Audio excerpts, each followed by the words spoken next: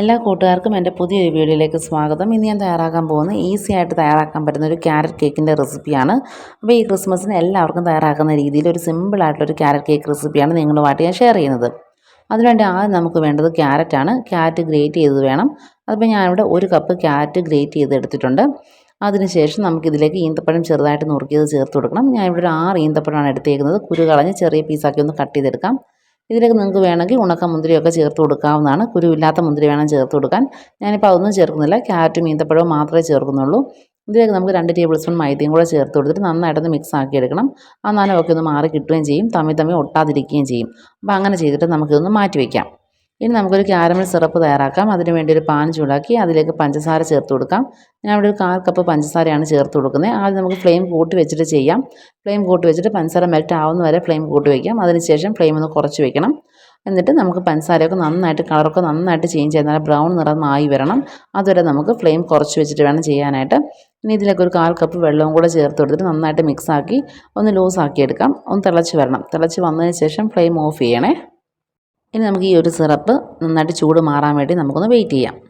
പിന്നെ നമുക്ക് ഒരു ബൗളിലേക്ക് നമ്മുടെ മൈദയൊക്കെ ഒന്ന് അരിച്ചെടുക്കണം. അതിനുവേണ്ടി 1 കപ്പ് മൈദ എടുത്തിട്ടുണ്ട്. അതിലേക്ക് 1 ടീസ്പൂൺ ബേക്കിംഗ് പൗഡറും 1/4 ടീസ്പൂൺ ബേക്കിംഗ് സോഡയും എടുത്തിട്ടുണ്ട്. 3 തവണ നമുക്കൊന്ന് അരിച്ച് മാറ്റി വെക്കണം.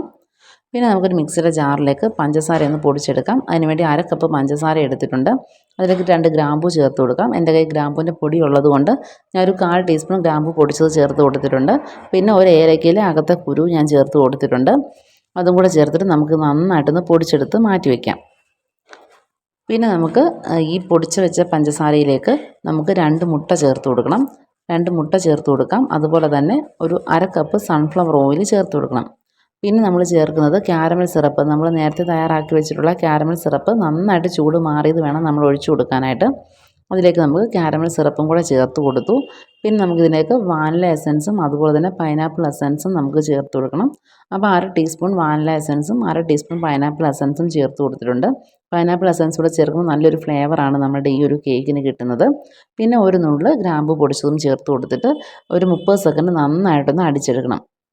അപ്പം നമുക്ക് മിക്സിയുടെ ജാറിൽ തന്നെ നമുക്ക് നല്ലതായിട്ട് പെർഫെക്റ്റായിട്ട് ക്യാരറ്റ് കേക്ക് നമുക്ക് തയ്യാറാക്കി എടുക്കാൻ പറ്റും. ഓവൻ്റെയും ബീറ്ററിൻ്റെയും ഒന്നും ആവശ്യമില്ല. ഇനി നമുക്ക് മൈദ മാറ്റി വെച്ചത് കുറേശ്ശെയായിട്ട് ചേർത്ത് കൊടുത്തിട്ട് ഒന്ന് ഫോൾഡ് ചെയ്തെടുക്കണം. അപ്പോൾ ഓവറായിട്ട് നമ്മൾ മിക്സ് ചെയ്യരുത്. പെതിയെ വേണം നമ്മളൊന്ന് മിക്സ് ആക്കി എടുക്കാൻ. അതുപോലെ മൈദ മുഴുവനായിട്ടിട്ട് നമ്മൾ മിക്സ് ആക്കാനും നിൽക്കരുത്. കുറേശ്ശെയായിട്ട് മൈദ ചേർത്ത് കൊടുത്തിട്ട് വേണം നമ്മളൊന്ന് മിക്സ് ആക്കി യോജിപ്പിച്ചെടുക്കാനായിട്ട്. അങ്ങനെ നമ്മൾ മൈദയെല്ലാം നന്നായിട്ടൊന്ന് മിക്സ് ആക്കി എടുത്തിട്ടുണ്ട്. ഇനി ഇതിലേക്ക് നമ്മൾ മാറ്റി വെച്ചിട്ടുള്ള നമ്മുടെ ക്യാരറ്റും ഈന്തപ്പഴവും ചേർത്ത് കൊടുക്കണം. എന്നിട്ട് വീണ്ടും നമ്മളിത് നന്നായിട്ടൊന്ന് മിക്സ് ആക്കി എടുക്കണം. അപ്പോൾ ഓവനും ബീറ്ററും ഇല്ലാതെ വളരെ പെട്ടെന്ന് തയ്യാറാക്കാൻ പറ്റുന്ന ഒരു ക്യാരറ്റ് കേക്കിൻ്റെ റെസിപ്പിയാണിത്. അപ്പോൾ ഈ ക്രിസ്മസിന് നിങ്ങളെല്ലാവരും ഇതുപോലെ കേക്ക് തയ്യാറാക്കി നോക്കണം. തയ്യാറാക്കി നോക്കിയിട്ട് ഫീഡ്ബാക്ക് നിങ്ങളെ അറിയിക്കുകയും വേണം. അങ്ങനെ മിക്സ് ചെയ്തെടുത്തിട്ട് നന്നായിട്ടൊന്ന് മിക്സ് ആക്കി എടുത്തിട്ടുണ്ട്. ഇത് നമുക്കൊരു കേക്കിൻ്റെ ട്രെയിലേക്ക് ആക്കിയിട്ട് ഒന്ന് ഡെക്കറേറ്റ് ചെയ്തിട്ട് കുക്ക് ചെയ്തെടുക്കാം. ഒരു 45 മിനിറ്റാണ് എനിക്ക് കുക്ക് ചെയ്യാൻ വേണ്ടി ടൈം എടുത്തത്. അപ്പം ഗ്യാസ് സ്റ്റോപ്പിലാണ് ഞാൻ ചെയ്തെടുത്തത്. നല്ല പെർഫെക്റ്റ് ആയിട്ട് കിട്ടിയിട്ടുണ്ട്.